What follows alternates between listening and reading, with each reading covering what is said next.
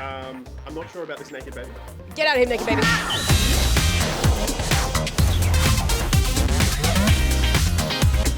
G'day, I'm Harry. I'm cosplaying as a tennis ball, and welcome to the Loot Drop. I was thinking about Metal Gear Solid the other day. I remember playing it on the PS1 for the first time, and you know when the enemies would notice Snake's footprints and go, "Whose footprints are these?"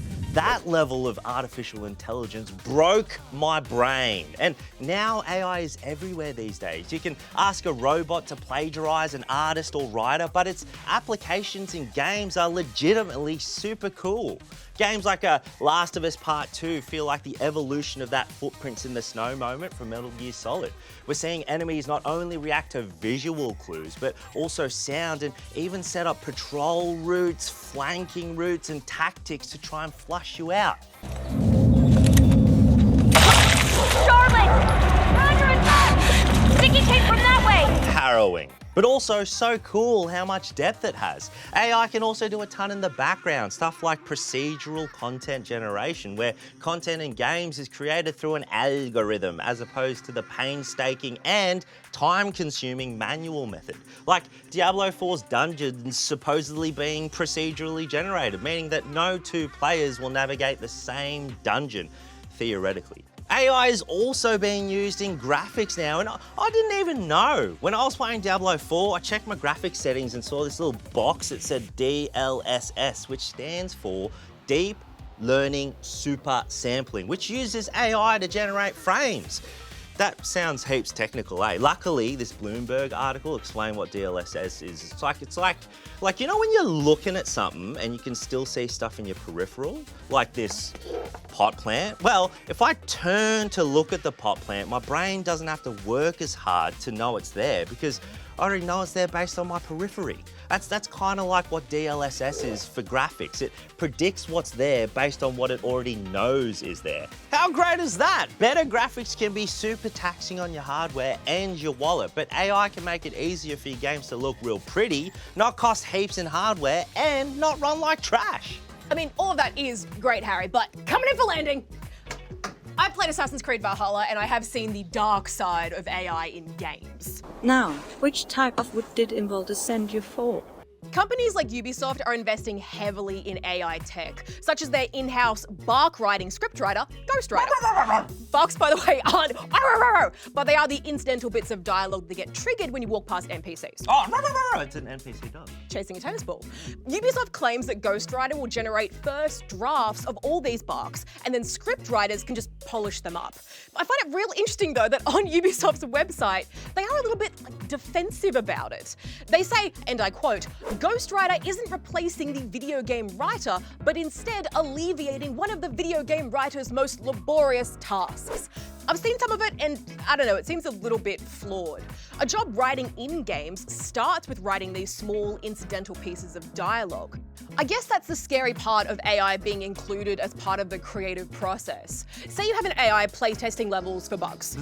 Like that one.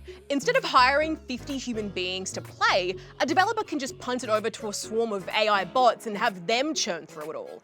Therefore, closing an entry-level doorway for folks to get into games.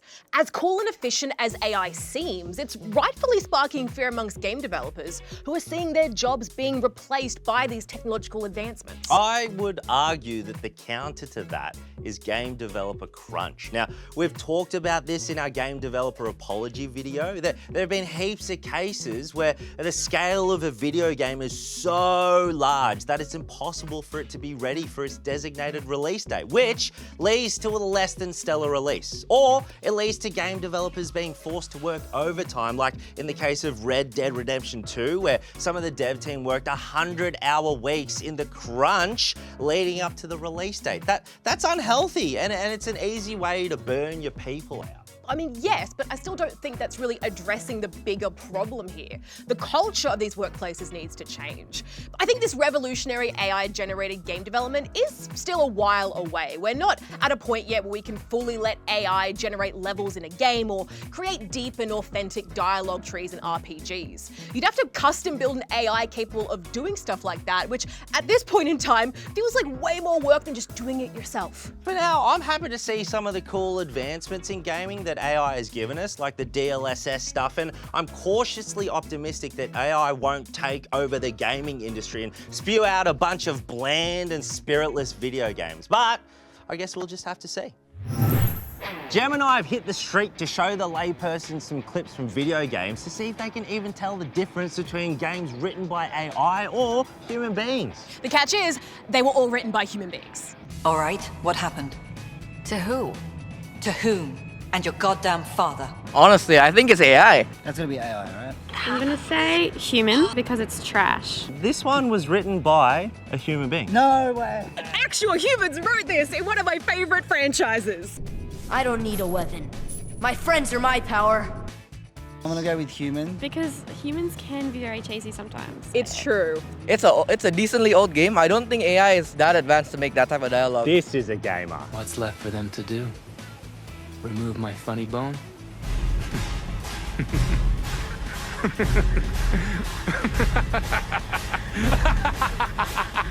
I didn't realize the laugh went on for so long. I'm gonna say AI. I thought it was funnier than the other one, so I think AI is better. So I'm pretty sure that's a human-written dialogue. That was written by a real human being. No way. Okay, for context, she's the president and she's stuck on a beach, okay? We run together. Run. Yeah. Like Mario and Princess Peach. It's a bit of a pop culture reference, but maybe a bit outdated. So maybe AI. Yeah, I would say AI as well. I think the Princess Beach got me there.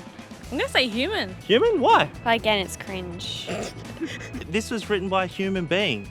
Yeah, which is a perfect split, 2 versus 2. I guess you're gonna have to fight to the death. Why?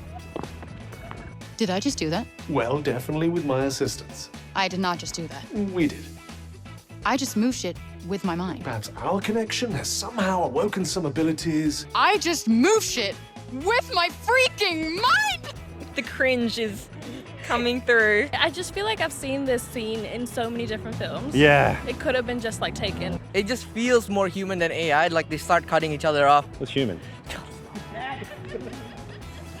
Anyway, I wanna go. Have a good day. I'll try. We get back to work. I don't work there. Now it's time for my favourite segment where we share news too small to elaborate on, but too big to ignore it. Barely news! Valorant is being launched in China on the 12th of July. The reason why it's taken so long is because of the Chinese government being fairly strict with foreign game releases. It's barely news! The original Gex trilogy has been announced for Switch, PlayStation, Xbox, and PC. Gex is back! It's barely Gex. Horizon franchise developers Guerrilla Games say that the Horizon series will be continuing for a very long while with 16 plans in the work. Plans don't mean games though, so we'll have to wait and see. It's barely a franchise. There's a new TV series based on the PlayStation game called Twisted Metal, and it looks really bad. But Will Arnett as Sweet Tooth might be worth a look. Probably not. Beasley. Bees? Ooh, Beasley news? Beads. EA is teaming with Marvel to make a single-player third-person Black Panther game in development at a new Seattle-based studio. No release date yet though, so it's barely Wakanda forever. Street Fighter 6 has sold over 2 million units worldwide in just 1 month, which is pretty huge considering that Street Fighter 5 has sold 7 million copies since its release way back in 2016. And it's fair to say that Street Fighter 6 might overtake that soon. More copies means more cool characters, so I am very keen. It's barely news. More like it's barely Sonic Booms. What? Sonic Boom. That's the end. Oh! I'm really showing my lack of Street Fighter knowledge. Can you do a strap chip Dorkin for me? That's the loot drop. Coming out this week is My Friendly Neighborhood on the PC. Might and Magic Clash of Heroes Definitive Edition, coming to PC, Switch, and PlayStation 4. Nobunaga's Ambition Awakening on PlayStation, Switch, and PC. A Pikmin 4 on the Switch. And that's the end of another loot drop. Thank you everyone who has tuned in so far. Make sure to come join us on Thursday after the live stream. And if you're at Splendor in the Grass, the NBC Gamer team, this one right here, will be there. Maybe making stuff. I don't know, are you good? You cool, man? Hang on, I got this. Let's get that up there. Excusez-moi. And fire in the hole. All the time. It's a wacky inflatable Harry! Don't forget to follow and subscribe. No, put it up. Oh, no, Harry, no! What'll happen? What'll happen?